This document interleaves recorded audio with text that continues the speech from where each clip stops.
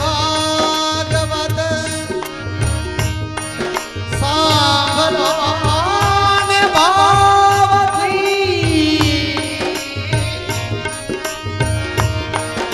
શ્રીમદ ભાગવત સંતો સાંભળો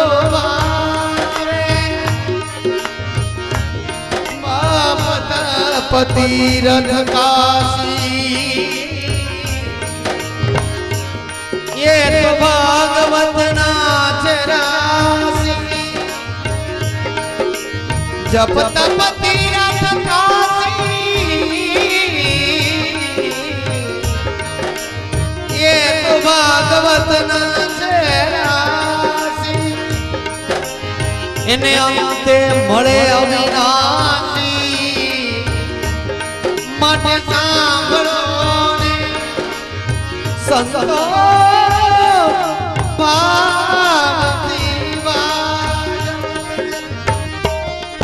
અને પુષ્પોની વૃષ્ટિઓ થઈ છે. ભગવાનના જયઘોષ સાથે આજ કથાની શુભ શરૂઆત માં ભાગીરથી ગંગાના કિનારે આનંદ વનની અંદર થઈ રહી છે. બોલો ભાગવત ભગવાન કી જય. અને સૌ પ્રથમ આજ સૌનકાદિક ઋષિઓએ વ્યાસપીઠ ઉપર વિરાજમાન થઈ અને મહિમાની વાત કરી છે કે હે ભક્તો, હવે તમે ભાગવત શાસ્ત્રનો મહિમા સાંભળો. અમે તમને મહિમા સમજાવીએ છીએ. આના શ્રવણ માત્રથી મુક્તિ મળે છે. આનું નિત્ય શ્રવણ કરવાથી શ્રી હરિ સાક્ષાત હૃદયની અંદર વિરાજમાન થાય છે. આ કથા એ ફળરૂપી અમૃત છે. આ કથાનું એકાગ્ર ચિત્તે શ્રવણ કરવાથી ગંગા, કાશી, હરિદ્વાર આદિ તીર્થોની અંદર જવાની જરૂર રહેતી નથી. ન ગંગા ન ગયા કાશી, પુષ્કરમ ન પ્રયાગકમ. અને આ રીતે જ્યારે સનત કુમારો શ્રીમદ ભાગવત કથાના મહિમાનું ગાન કરતા હતા એ જ સમયે એક આશ્ચર્યજનક ઘટના ઘટી છે. તરુણ અવસ્થાને પ્રાપ્ત થયેલી ભક્તિ દેવી પોતાના હાથની અંદર બે કરતા લઈ અને હે કૃષ્ણ, હે ગોવિંદ, હે નારાયણ વિશુદ્ધ ભાવે આજે ભગવાનનું ભજન કરવા લાગી છે. બધા તર્ક વિતર્ક કરવા માંડ્યા. આ કોણ છે, આ કોણ છે? સાધુઓ તર્ક વિતર્ક કરવા માંડ્યા, દેવતાઓ તર્ક વિતર્ક કરવા માંડ્યા. બધાના મનની અંદર એક જ વાત કે આ સ્ત્રી હાથમાં કરતા લઈ અને નાચે છે શા માટે, અને કૃષ્ણ ગોવિંદ શા માટે બોલે છે. અને ત્યારે સનકાદિક ઋષિઓ કહે છે મનની અંદર લેશ માત્ર પણ સંશય ન રાખો. આ સ્ત્રી એ બીજું કોઈ નહીં, એ સ્વયં ભક્તિ છે. કળિયુગના કાળથી એ વૃદ્ધ અવસ્થાને પામી હતી અને આ બે પુત્રો એ બીજું કોઈ નહીં, એના જ પુત્ર જ્ઞાન અને વૈરાગ્ય છે. આજ કથાના પ્રભાવથી યસ્ય શ્રવણ માત્રેન જન્મ સંસાર બંધનાત, જેના શ્રવણ માત્રથી જન્મ જન્મના બંધનો એની બેડીઓ આજે તૂટી ગઈ છે. અને ભક્તિ દેવી બે હાથમાં કરતાલ રાખીને આજે નાચવા લાગ્યા છે. गोविंद हरे मुरारे हे नाथ नारायण वासुदेवा गोविंद हरे मुरारे हे नाथ नारायण वासुदेवा. भाव से गाइए, ताली की सेवा करते हुए. आया છે ને ભગવાને બહુ સરસ અવસર આપ્યો છે. આ હાથ છે ને એ ભગવાનની ધૂન માટે આપણને આપ્યા છે. અહીંયા તાલી પાડી લેજો, ને તો જો અહીંયા તાલી નહીં પાડો ને તો ઉપરથી સ્પેશિયલ તાલી પાડવા માટે બોલાવશે. આવશે.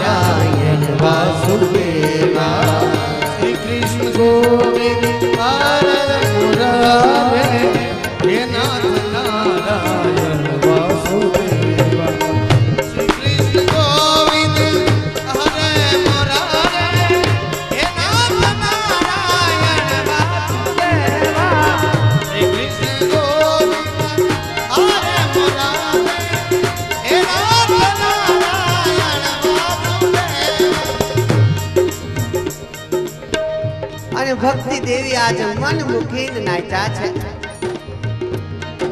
પોતાની અવસ્થા પુનઃ જ્યારે પ્રાપ્ત થઈ, હૃદયની અંદર જે અશાંતિ હતી, જે દુઃખ હતું, એ ભાગવતના મહિમા માત્રથી ટળી ગયું છે. મન આજે ખિન્ન હતું, એ આજે પ્રસન્નતામાં ફરી ગયું છે. બે હાથ જોડીને ઋષિ મુનિઓને પ્રાર્થના કરે છે કે હે ઋષિ મુનિઓ, હું આપની આભારી છું. આપના સંગ માત્રથી મારું દુઃખ એ ટળી ગયું છે.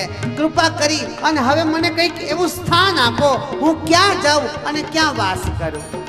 અને ત્યારે સૌનકાદિક ઋષિઓ કહે છે, હે ભક્તિ દેવી, જ્યાં ભગવાનનું વિશુદ્ધ ભાવે ભજન થતું હોય ને, એના હૃદયમાં જઈ અને આપ વિરાજમાન થાઓ. ગોવિંદ હરે મોરારે, હે નાથ નારાયણ વાસુદેવ. પાછળ ઉભેલા ભાઈઓ આગળ અહીંયા જગ્યા છે, અહીંયા બધા આવી જાવ. પ્રેમ પ્રેમ પુરુષો જે પાછળ ઉભા છે, ભાઈઓ બધા આગળ આવી જાવ. સકલ ભુવન મધ્યે નિર્ધનાસ્તેપી ધન્યા નિવસતી હૃદયેષામ શ્રી હરે ભક્તિ રેકા હરિરપી નિજ લોકમ સર્વથાતો વિહાય પ્રવિશતિ હૃદિ તેષામ ભક્તિ સૂત્રોપનથ. અને જ્યાં ભગવાનનું વિશુદ્ધ ભાવે ભજન થાય છે, એની કથાનું શ્રવણ થાય છે, ત્યાં ભક્તિ દેવી ભક્તના હૃદયમાં જઈ અને પ્રવેશ કરે છે. જરૂર છે માત્ર ને માત્ર હૃદયને વિશુદ્ધ કરવાની. કારણ ભગવાન કહે છે, I don't like artificial, I like only for originality, originality and originality. મને દંભ પસંદ નથી.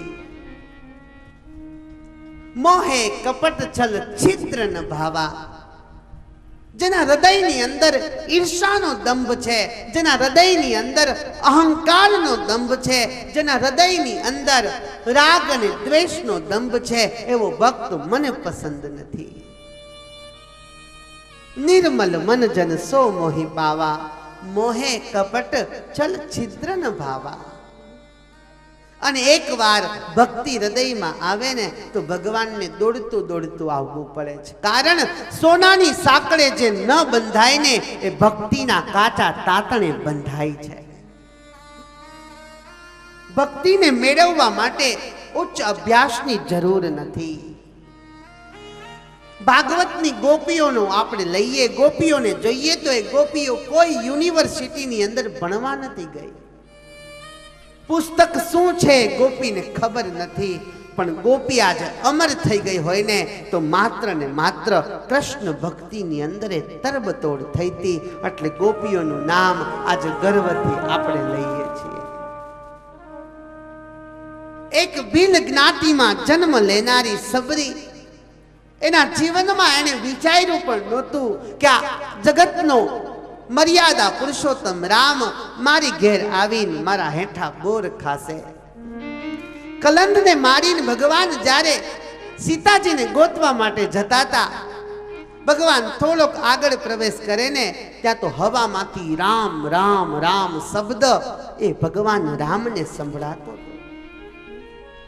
સાધકની સાધના જ્યારે પરિપૂર્ણ થાય છે ત્યારે ભગવાન સામે ચાલી અને એને દર્શન દેવા માટે આવે છે. ભગવાને કીધું, લખન रुक जा, देख ये हवाओं का झोंका तू देख, उसे ध्यान से तू सुन. आ हवाना झोंका माथी મને રામ રામ રામ એ શબ્દ સંભળાય છે. મને કોઈ યાદ કરતું હોય, કોઈ સાધક મારી સાધના કરતું હોય, કોઈ સાધક મારા પ્રેમમાં, મારા દર્શનમાં વિરહાતુર થઈ અને મને પોકારતું હોય ને, એવું મને આજે અનુભૂતિ થાય છે. અને ત્યારે લખન કહે છે કે નહીં, આ કોઈ માયાવી રાક્ષસ હોઈ શકે.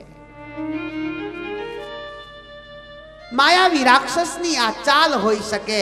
અને ત્યારે મારો રાઘવેન્દ્ર બોલે છે કે નહીં, માયાવી હોય ને તો મારા કર્ણ દ્વાર ઉપર એ કોઈ દિવસ ન આવે. આ શબ્દ માયાવી હોય ને તો મારા હૃદયની અંદર આ શબ્દ કદાપી ન ભટકાય અને ભક્તિને વશ થઈ અને મારો રામ સબરીને ત્યાં આવ્યો છે. ગુરુના શબ્દમાં વિચાર વિશ્વાસ રાખનારી સબરી. મતંગ ઋષિએ એમ જ કીધું તું સબરી તારે ત્યાં છે ને સ્વયં રામ પધારશે. અને આ સબરી કોણ હતી? કોઈ સામાન્ય ઘરની એ સ્ત્રી નહોતી. સબર રાજાની એ પુત્રી હતી, રાજકુમારી હતી. પણ પોતાના લગ્ન થવાના હતા અને લગ્ન ની જાન જ્યારે વાજતે ગાજતે આવીને ત્યાં તો સબર રાજાએ ભીલ જ્ઞાતિનો રાજા હિંસા કરતો હતો અને સબરીએ જોયું, દાસીને પૂછ્યું આ બધું માંસ શા માટે? તો કે તારા લગ્ન છે ને એની મિજબાની થઈ રહી છે. અને ત્યારે ભગવાન રામને પ્યારીએ સબરી એને મનમાં નક્કી કરી લીધું કે મારા લગ્નની મિજબાનીમાં આ પશુઓની હિંસાઓ જો થતી હોય તો મારે પરણવું નથી. રાત્રે નીકળી ગઈ અને આવી છે વનની અંદર. ભીલ છે અને ત્યારે છૂત અછૂતનો બહુ રિવાજ હતો આ જગતની અંદર. આવી પંપા સરોવરના કિનારે એક વૃક્ષ ઉપર ચડી અને બેઠી છે. અને પંપા એ સરોવરના કિનારે સંતોનો આશ્રમ, માતંગ જેવો મહાન ઋષિ જ્યાં રહે છે. રોજ સવારે નાવા જાય. સબરીના મનમાં વિચાર આવ્યો કે હવે મારે પરણવું નથી, હવે માત્ર ને માત્ર મારે ભગવાન ભજવા છે. પણ છૂત અછૂતના રિવાજો સબરીને નડતા હતા. રોજ આખી રાત જાગે અને સંતો જ્યાંથી પસાર થવાના હોય ને સંતના પગની અંદર એક કંકણ ન લાગે એનું ધ્યાન સબરી રાખે. કોઈ ઝાડુથી નથી વાળતી, પોતાના હાથથી એ આખો રસ્તો સાફ કરે. આ ઋષિ મુનિઓના શિષ્યો રોજ જોવે કે આટલો સરસ મજાનો રસ્તો સાફ કોણ કરતું હશે. માતંગ ઋષિ પોતે વિચારે કે મારા શિષ્યો કાંઈ આવી સેવા કરવા વાળા નથી, શિષ્યો કાંઈ આવી સેવા કરવા વાળા નથી, એને આટલો બધો મહિમા તો મારો નથી, આ કોણ કરતું હશે? અને એક દિવસ સબરીને જ્યારે સમયનું ભાન ન રહ્યું, રસ્તો સાફ કરતી હતી અને ત્યાં મતંગ ઋષિ સાથે પોતાના શિષ્યો સ્નાન કરવા જાય. સબરીને જોવે ત્યાં તો મતંગના શિષ્યોએ સબરીનું અપમાન કર્યું છે. તું ભીલ જ્ઞાતિની, તે અમને અભડાવી નાખ્યા. સબરી મતંગના ચરણોમાં પડીને રડવા માંડી, બાપજી જો મારા સ્પર્શથી તમે અભડાઈ જતા હોય ને તો મારા રૂવાડે રૂવાડે એ આભડછેટનું પાપ મને લાગે. મતંગ કઈ ન બોલ્યા, પણ શિષ્યોએ અભિમાન કર્યું અને ચા કરતા કેટલી હંમેશા ગરમ હોય. ઘરે જઈને ટ્રાય કરજો. શિષ્યો નાવા ગયા. ઘટના એવી ઘટી કે પંપા સરોવરનું તળાવ એ રક્તનું થઈ ગયું. એક ભગવાનના ભક્તનો અપરાધ કર્યો, પાણી એ રક્ત થઈ ગયું. મતંગના શિષ્યો જોવે, ખબર પડે આ તો રક્ત છે, આમાં નવાય નહીં. આવ્યા પાછા, મતંગને કહે છે કે આ પાણી એ તો રક્ત થઈ ગયું, લોહી થઈ ગયું. ત્યારે મતંગ કહે છે કે તમે સબરીનો અપરાધ કર્યો છે, સબરીની માફી માંગો.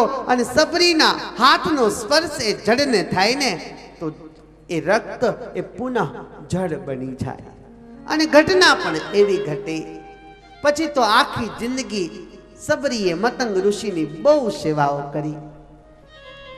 અને પોતે ઋષિ જ્યારે સ્વધામ જવાની તૈયારી કરતા હતા ને ત્યારે સબરીને કીધું છે કે સબરી આજે સંધ્યા કાળે હવે મારો આ દેહ, મારું પંચભૌતિક શરીર શાંત થવાનું છે, માગ. તારી આવી સેવા જોઈને હું ખૂબ પ્રસન્ન થયો છું, કંઈક માગ. ત્યારે સબરી કહે છે કે બાપજી મને બીજું કંઈ નથી જોતું, પણ મારા મનની અંદર એક જ ઈચ્છા છે ને એ આપ જાણો છો. શું? મારે એક વખત પરમાત્માના આ અખિયાથી દર્શન કરવા છે. અને મતંગ ઋષિ કહે છે કે જા, તારી સેવાથી હું પ્રસન્ન થયો છું અને હું તને વચન આપું છું કે એક દિવસ આ જગતનો મર્યાદા પુરુષોત્તમ તારે ત્યાં સામે ચાલીને આવશે. બસ તું એની રાહ જોજે. અને રાહ જોતા જોતા સમય વ્યતીત થાય પણ તારી ભાવના, તારી નિષ્ઠા એ કોઈ દિવસ એનાથી તું અડગ થતી નહીં. અને રામાયણ સાક્ષી પૂરે છે કે ભગવાન રામ એ સ્વયં સબરીને ત્યાં આવી અને સબરીના હેઠા બોર ખાય. સાધકની સાધનામાં એ તાકાત હોવી જોઈએ. મહારાષ્ટ્રની એ જીણાબાઈ સતત વિઠ્ઠલ વિઠ્ઠલ જપે. મનની અંદર એક જ ભાવ, આ જગતનો સાચો આધાર કોઈ હોય તો માઝા વિઠ્ઠલા. पाऊस पडला, चिखल झाला, नदीत आला पूर, आता इथंच पंढरपूर, आगबाई इथंच पंढरपूर.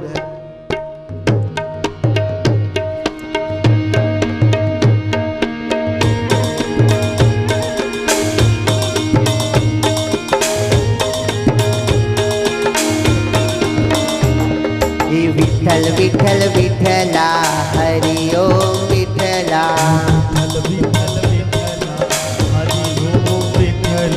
विठ्ठल विठ्ठल विठ्ठला, हरि ओम विठ्ठला, अरे कोणे कोणे विठ्ठला, हरि ओम विठ्ठला, अरे कोणे कोणे विठ्ठला, हरि ओम विठ्ठला.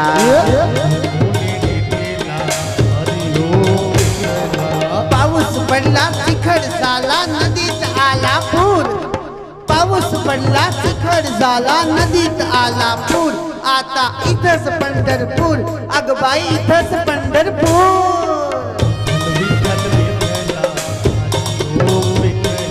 विठ्ठल विठ्ठल विठ्ठला, हरि ओम विठ्ठला, विठ्ठल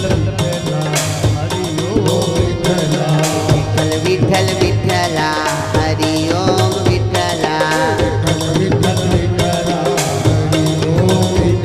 अरे कोणे कोणे विठ्ठला, हरि ओम विठ्ठला.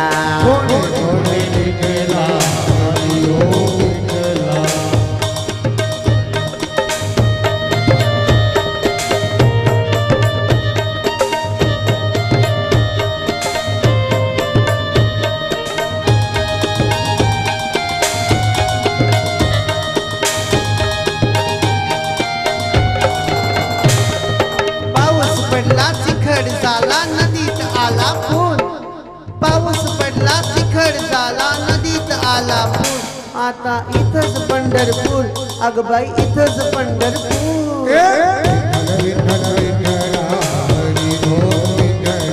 विठ्ठल विठ्ठल विठ्ठला, हरि ओम विठ्ठला, कोणे कोणे विठ्ठला, हरि ओम. મહારાષ્ટ્રની એ જીણાબાઈ એક દિવસ એના છાણા ચોરાઈ ગયા. છાણા ચોરાઈ ગયા. પોતાના દીકરાઓને કહે છે કે બેટા, ઘરના આંગણામાંથી કોક છાણા ચોરી ગયું છે, જાઓ તમે તપાસ કરો એ ચોર કોણ છે અને આપણા છાણા તમે પાછા લાવો.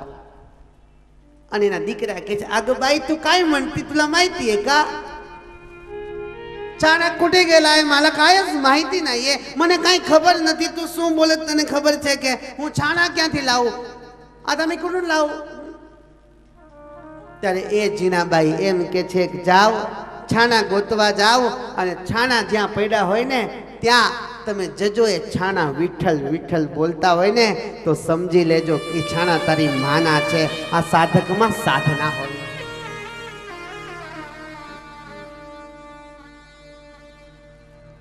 જેના હૃદયની અંદર ભક્તિ છે, બસ એને માળા કરવાની પણ કઈ જરૂર નથી. પણ જરૂર છે માત્ર ને માત્ર હૃદયને શુદ્ધ બનાવવાની અને વાસનાને વિદારનારની આ કથા છે. भक्ति करो पाताल में, प्रगट होई आकाश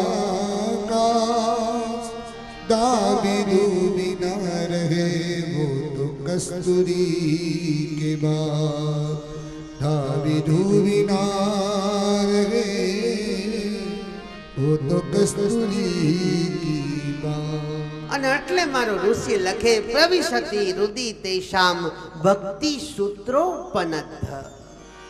સોનાની સાંકળે અને અભિમાનની સાંકળે કનૈયો કોઈ દિવસ બંધાતો જ નથી। અરે સ્વયં એને પાડનારી માતા યશોદા ન બાંધી શકતી હોય તો મારી અને તમારી ઓકાત શું છે? પણ જ્યાં પ્રેમ છે, જ્યાં વિશુદ્ધ હૃદય છે, ત્યાં ભગવાન સામે ચાલીને બંધાઈ જાય છે। આખા જગતને બાંધનારો, એને માત્ર ને માત્ર બાંધનારી યશોદા જ મળી, બાપ યશોદા જ મળી। અને આ જગતની અંદર યશોદાની ભક્તિ એટલી પરાકાષ્ઠાએ પહોંચી કે મથુરામાં દેવકીને છોડી અને યશોદાનો ખોળો પંપોળવો મારા કનૈયાને ગમ્યો છે। અને કનૈયો પણ આ જગતની અંદર એટલે જ પ્રખ્યાત થયો, માં યશોદા હતી એટલે। માખણ લીલાની કથા આવશે ત્યારે હું સમજાવીશ કે ભગવાન એ ભક્તને કેટલા આધીન છે। ગોપીઓ કનૈયાને પકડવાની કોશિશ કરે પણ આખા જગતને બંધન કરાવનારો એ કોઈ દિવસ બંધનમાં ન આવે। આજે મને બધાને જોઈને હસવું આવે છે, આજે મને બધાને જોઈને હસવું આવે છે। ઓ ખુદા તારા બનાવેલા જ આજ તુજને બનાવે છે, તારા બનાવેલા આજ તુજને બનાવે છે। માનવીએ મંદિર વેચ્યા, મૂર્તિ વેચી, કઈ ન બાકી રાખ્યું। જો હરી તું મળીશ તો તને પણ વેચી નાખશે, જો હરી તું મળીશ તો તને પણ વેચી નાખશે।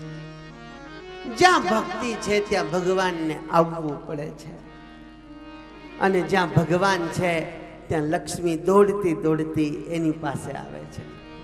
અહીંયા તો સ્કીમ છે, buy one get everyone free. આપણે બુધવાર અને શુક્રવારે મોલમાં જઈએ છીએ ને સસ્તું મળે એટલા માટે, પણ આ ભગવાનની બજારની સ્કીમ છે, એક ભક્તિ લો એટલે બધું free, buy one get everyone free.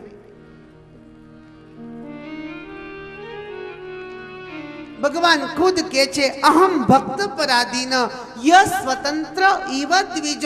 હું પણ સ્વતંત્ર નથી, હું પણ મારા ભક્તને આધીન છું। અને આપણે બધા કોની પાછળ દોડ્યા? રૂપિયો સૌનો રાજા જગતમાં, રૂપિયો સૌનો રાજા। પૈસો મારો પરમેશ્વર અને બૈરી મારી ગુરુ, છયા છોકરા શાલિગ્રામ। કહો હવે સેવા કોની કરું? मानव कहे यदि मैं बड़ा तो तू इस धरती पे क्यों खड़ा, जा उड़ने लग। मानव कहे यदि मैं बड़ा तो तू इस धरती पे क्यों खड़ा, यदि धरती कहे कि मैं बड़ी तो तू शेष पे क्यों चढ़ी, यदि शेष कहे कि मैं बड़ा तो तू शिव के गले में क्यों पड़ा, यदि शिव कहे कि मैं बड़ा तो तू कैलाश पे जाके क्यों पड़ा, यदि कैलाश कहे कि मैं बड़ा तो तू रावण की उंगली पे क्यों खड़ा, यदि रावण कहे कि मैं बड़ा तो तू वाली की बगल में क्यों पड़ा, और यदि वाली कहे कि मैं बड़ा तो तू राम के हाथों क्यों मरा, और यदि राम कहे कि मैं बड़ा तो हे राम तू सब भक्त के हृदय में क्यों पड़ा, तू सब भक्त के हृदय में क्यों पड़ा।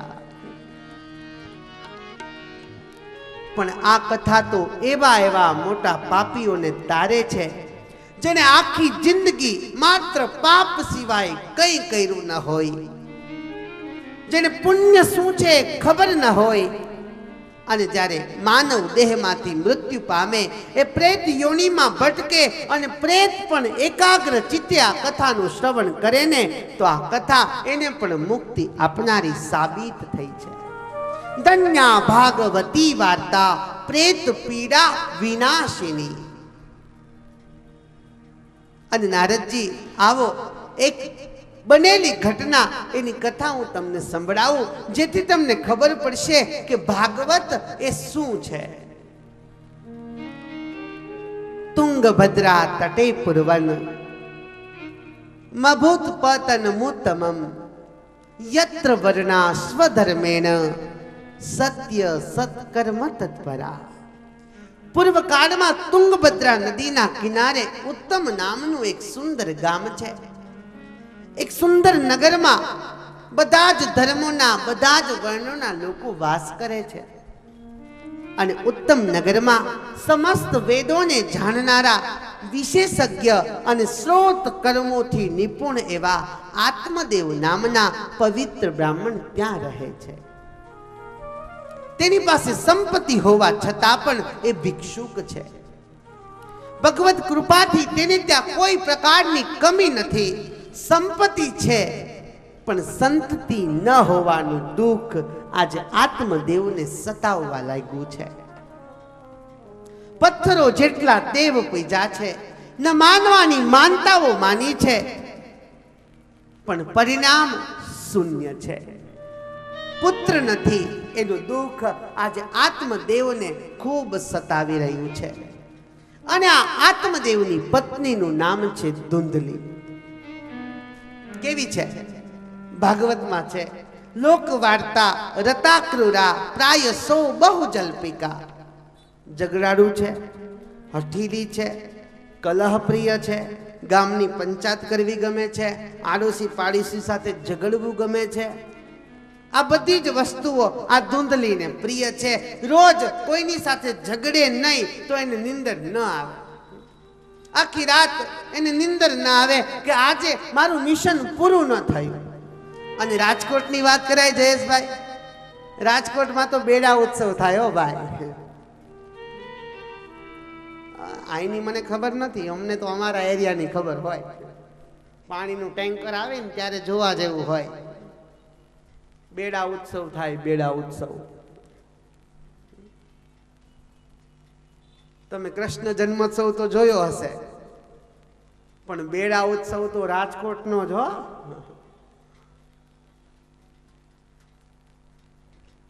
તમારે એ અડધી કલાકનું પિક્ચર એવું સરસ હોય ને શાંતિથી જોવાનું, અને કોઈ દિવસ તમે ન સાંભળ્યું હોય ને એવું બધું તમને ત્યાં સાંભળવા મળે. બોલો જય સ્વામિનારાયણ. અવાજ નથી આવતો. બંનેનું દાંપત્ય જીવન એ વ્યતીત થઈ રહ્યું છે. ભોગ વિલાસ ભોગવવા માટે કઈ કમી નથી, પણ એક સંતતિનું દુઃખ આત્મદેવને દુઃખી કરી રહ્યું છે. અને આત્મદેવે એક દિવસ નક્કી કર્યું છે, એક દાસ દ્વિજો દુઃખાત ગૃહમ ત્વિક્ત્વા વનમ ગતઃ. સવારનો સમય થયો છે. પોતાની પત્ની ધુંધલીને કહે છે કે દેવી, હું વનમાં જાઉં છું. ધુંધલી એ દંભી છે, અને એક પતિવ્રતા સ્ત્રી એને પોતાના પતિ પાસે કોઈ દિવસ દંભ ના કરવો જોઈએ. પતિ એ પરમેશ્વરનું રૂપ છે, અને સંસારનું ગાડું ત્યારે જ ચાલે જ્યારે વિશ્વાસનું ગાડું એના પૈણાઓ બને ત્યારે. ગાડામાં એક પૈણું ટ્રેક્ટરનું, એક પૈણું સાયકલનું એ કોઈ દિવસ આગળ ચાલી જ શકતું નથી. આજે આત્મદેવની સ્થિતિ પણ એવી છે. આત્મદેવ પોતાની પત્નીને પ્રેમ કરે છે, પણ પોતાની પત્ની ધુંધલી એને જરા પણ પ્રેમ નથી. દંભી છે, અને પોતાના પતિ પાસે દંભ કોઈ દિવસ ન કરવો. એક દિવસનો સમય આત્મદેવ કે છે, પ્રિય હું વનમાં જાઉં છું. ધુંધલીએ કારણ પૂછ્યું, પતિદેવ શા માટે? આત્મદેવ કે છે, નિસંતાન જીવન જીવવા કરતા તો કોઠાબોરા ખાય અને આ જિંદગીનો અંત લાવવો ને એ ઉત્તમ છે. ધુંધલી કે છે, પતિદેવ નથી જવું, દંભી છે. મનમાં એમ કે છે જલ્દી જાય તો જલ્દી મહારાણી બનીને રહું, સારું સારું ખાવ, આખો દી શુભ અને કાંઈ કામ ન કરું. સમજાવે છે, પણ આત્મદેવ આજે સમજવા તૈયાર નથી. આવ્યા છે વનની અંદર. મનની અંદર એક જ વાત, મારે પુત્ર નથી. ભાગવતનું મહાત્મ્ય, આત્મદેવની આ કથા એ સમજાવે છે કે જીવનની અંદર ભગવાને જેટલું આપ્યું છે ને એટલામાં સુખી રહો. ભગવાન પાસેથી છીનવવાની કોશિશ કરશો ને તો એનું પરિણામ ખૂબ ભયંકર આવશે. સમયથી પહેલા અને ભાગ્યથી વધારે આ જગતમાં કોઈને કંઈ મળ્યું જ નથી, અને જે લેવા ગયો એ હંમેશા પતનને આરે જ ગયો છે. ભગવાને જેટલું આપ્યું છે ને એમાં સુખી થાવ. જગતનો નિયમ છે, જે મળ્યું છે એને ભોગવી શકતો નથી, અને જે નથી મળવાનું એની પાછળ દોટ મૂકે. પરિણામ જે મળ્યું છે એ તો ભોગવી શકતો નથી, અને અંત એનો ત્યાં ને ત્યાં આવે છે.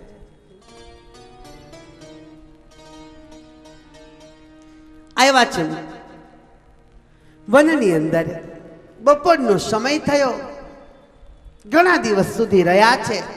મનમાં નક્કી કર્યું કે આજે આત્મહત્યા કરી લેવી છે. બપોરનો સમય, એક તળાવના કિનારે આત્મદેવ આવ્યા છે. આંખોમાંથી સંતાનહીન હોવાનું દુઃખ આજે અશ્રુની ધારાઓ ઉપર જોવા મળે છે. ચોધાર આંસુઓથી રડે છે, અને ત્યાં એક પરોપકારી સંત એને મળે છે. સંત એની પાસે જઈને કહે છે કે વિપ્ર, શા માટે રડો છો? તમને શાનું દુઃખ છે? તમને શાની ચિંતા છે? વદત્વમ સત્વરમ મહ્યમ સ્વસ્ય દુઃખસ્ય કારણમ. તારા દુઃખનું કારણ, તારા રડવાનું કારણ શું છે? તું મને કે, હું કંઈક ઉપાય બતાવું. અને એક સહાનુભૂતિ વાળો સંત જ્યારે જીવનમાં મળે એટલે આત્મદેવ એના ખોળામાં પોક મૂકીને રડવા માંડ્યા છે. દર્દ જે હોય છે દિલમાં, આવીને બહાર બોલે છે. રહે જો મૌન ભાષા તો અશ્રુએ ચોધાર બોલે છે. ખફા ન થશો નાઝીર મારા, આ તો પ્રેમ ભક્તિનો અનુભવ બોલે છે. આ તો પ્રેમ ભક્તિનો અનુભવ બોલે છે. મુખેથી ન કહી શક્યા એટલે એ શબ્દ આંખોમાં આવ્યા, રડવા માંડ્યા. સંતનો ખોળો છે. બાપજી, શું તમને કહું? તમારી આગળ હું મારા પાપોનું શું વર્ણન કરું? સંપત્તિ ઘણી છે, પણ એ સંપત્તિનો ઉપયોગ કરનારો સંતતિ મારી પાસે નથી. સંતતિ વિના મારું જીવન દુઃખી છે, અને એટલા માટે જ હું અહીં વનમાં આજે આત્મહત્યા કરવા માટે આવ્યો છું. દિગ્જીવિતમ પ્રજામહીનમ. સંતાનહીન જીવનને ધિક્કાર છે. સંતાનહીન ઘરને પણ ધિક્કાર છે, અને સંતાનહીન ધનને પણ ધિક્કાર છે. બાપજી, મને કંઈ સમજાતું નથી. મારે શું કરવું? મને કંઈક ઉપાય બતાવો. મહારાજ, મારા ભાગ્યની રેખાઓ તમે મને જોઈ આપો, અને કર્મની કઠણાઈ તો જોવો. પાલ્યતેયા મયા દેનું સાબંધ્યા સર્વથો ભવે. યોમયા રોપિતો વૃક્ષો સોપી વંધ્યત્વમાશ્રયત. બાપજી, મારી ઘરે કોઈ હું ગાયને લાવું, એને પાડું તો એ પણ વાંજણી છે. બાપજી, કોઈ હું વૃક્ષ વાવું તો એ વૃક્ષમાં ફળ નથી થતા, અને ફળને હું લાવું ને તો તચ્ચ શીઘ્ર વિનશ્યતિ, એ જલ્દી કરમાઈ જાય છે. હું આટલો બધો અભાગ્યો છું. એક તો મારે પુત્ર નથી. પુત્રહીન જીવન જીવીને મારે શું કરવું? અને આજે પુત્રહીન જીવનની વાત સંતને કરે. સંત સહાનુભૂતિ આપે છે. મુંચા જ્ઞાનમ પ્રજારૂપમ બલિષ્ઠા કર્મણો ગતિ. હે વિપ્ર, ભગવાનનો પાર માન. તારે ત્યાં પુત્ર નથી, ભગવાનનું ભજન કર. આ જગતની અંદર જેને પુત્ર છે ને એ પણ રડે છે. બાપ, એ પણ રડે છે. સમાજની અંદર બે પ્રકારના લોકો છે. એક, હું શું કરું અને મને ભૂખ લાગે તો હું ખાઉં, અને બીજો એ છે કે મને કોઈ વ્યક્તિ કંઈક આપે તો હું ખાઉં. એક એવો છે જેને ત્યાં પુત્ર નથી એટલે પુત્રની પ્રાપ્તિ માટે રડે છે, અને બીજો વર્ગ એવો છે પુત્ર સાચવતા નથી એટલે રડે છે. ભગવાનનો પાર માન. તારી ત્યાં પુત્ર નથી, ભગવાનનું ભજન સહેજે સહેજે થશે. અને ત્યારે આત્મદેવ કહે છે કે બાપજી, આપ સંત છો ને એટલે આવી જ્ઞાનની વાતો કરો છો. અરે તમને શું ખબર હોય કે પુત્ર એનું મહત્વ અમારા સંસારી જીવનમાં શું હોય. બાપજી, સાંજે ખેતરેથી ઘરે આવીએ ને અને દીકરો પપ્પા પપ્પા કરતો એ પાણી લઈને આવે ને, એના હાથનું પાણી પીએ ને, આખા દિવસનો થાક ઉતરી જાય. તમને શું ખબર હોય. માણસ પાસે જ્યારે સમય હોય ત્યારે એને સમજણ નથી હોતી, અને સમજણ જ્યારે આવે ત્યારે સમય હાથમાંથી નીકળી ગયો હોય છે, અને એની પાસે માત્ર ને માત્ર પસ્તાવા સિવાય બીજું કોઈ કારણ રહેતું નથી. Nothing second thought and scope. એની પાસે બીજો વિચાર પણ નથી હોતો અને બીજો રસ્તો પણ નથી હોતો. સમય હોય ત્યારે સમજણ નથી હોતી, અને સમજણ આવે તો સમય હાથમાંથી જતો રહે છે. સંત સમજાવે છે પણ આજે સમજવા તૈયાર નથી, કારણ પુત્રની પીપાસાની અંદર એ તડપી રહ્યો છે. અને સંત કહે છે કે લાવ